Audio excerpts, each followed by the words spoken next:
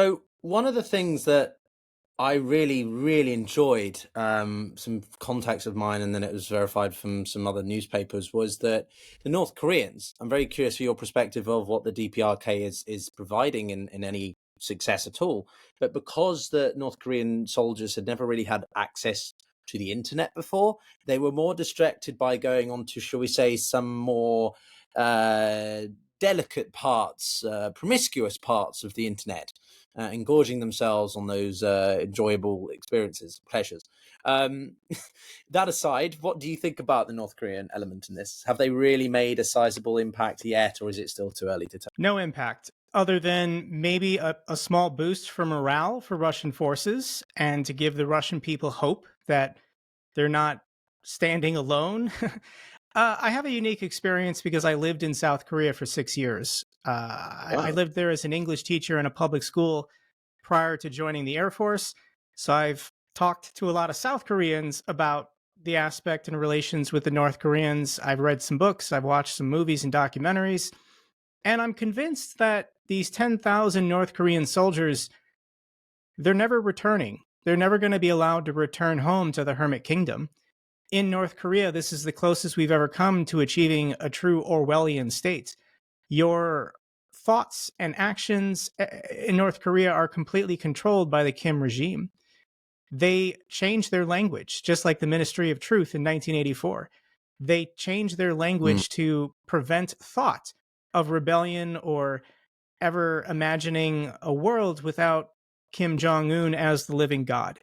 Kim Il sung is the eternal God, the founder of North Korea. So we are getting more information as some of these reports come out in Kursk of what the North Koreans think and say and are doing. And apparently, all these North Koreans were volunteers. I assumed that the Kim regime would just pick people they didn't care about, but apparently, these 10,000 or so, they were asked and they volunteered to go. Now, I'm convinced they were never told you're not going to be allowed to come back. But this was a one-way ticket. They are being given favorable treatments. This went viral of these cans of dog meat. This is not dog food, food for dogs. This is food made of dogs for human consumption.